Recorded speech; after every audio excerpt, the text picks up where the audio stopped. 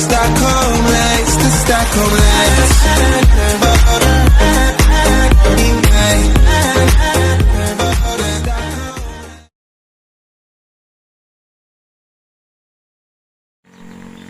Magandang umaga mga kabalda. Welcome to my vlog.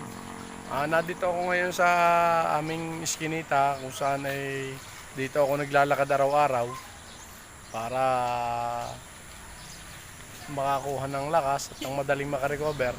Ay sa paglalakad ko nakita ko itong mga alagang kambing dito na pagkalaki may kasama pang tupa. Napakalalaki.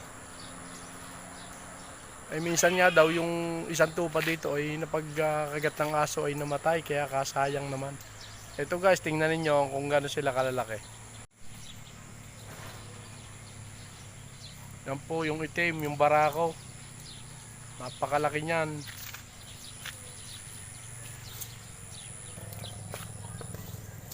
Napakalaki po ng barakong yan. Nakatingin pa sa akin.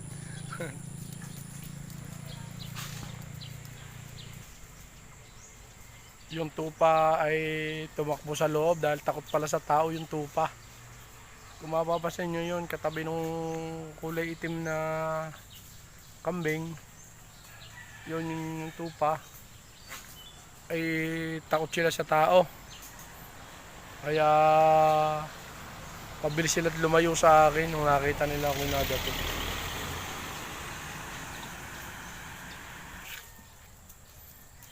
Yan po ang tupa. Yan, napakalaking tupa.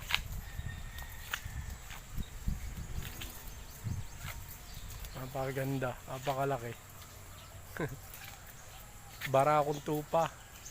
Kasama yung kabarkada niya yung mga kambing, tapos tupa din. Yun yung kulay itim na yon, yung malaking kambing, pero ito mas malaki itong tupa.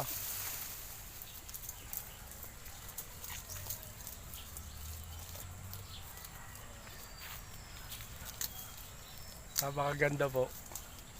Bihira lang tayo makakita ng ganitong klase ng hayop dito sa Pilipinas kasi kalimitan ito ay sa Middle East, sa ibang bansa, sa mga Saudi.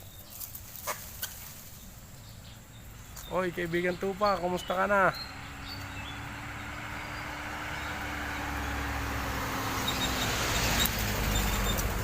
Kaya ito ay isang pribadong pag-aari na kaya ito ay nag-alaga sila ng mga ganitong klase ng hayop para may mga naikot ding hayop dito sa kanilang bakuran.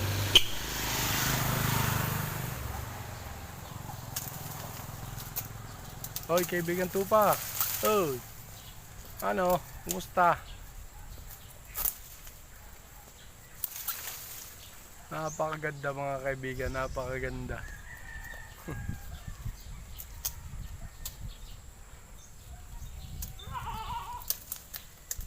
Makasamahan niya yung mga kambing.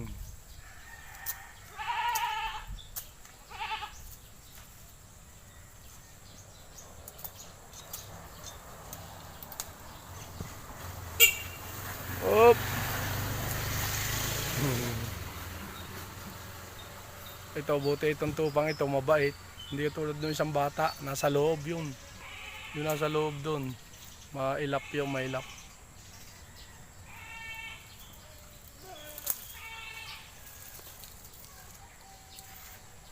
Look at this dude. Wait till you see the. No, no, no, no.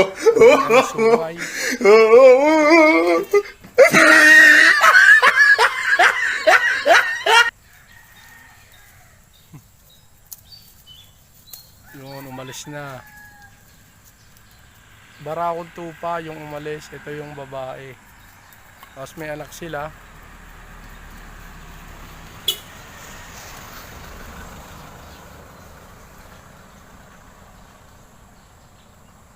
So, yun nga guys, medyo nakakalibang din habang naglalakad.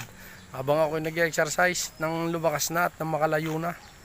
Nang ako makapag-motor na ng solo para makapasyal na ako doon sa mga magagandang lugar na dati kong gawin. Pinapasyalan. Kaya masarap, napatambay ako eh. Abang kinukunan ko ng video yung kambing at saka tupa.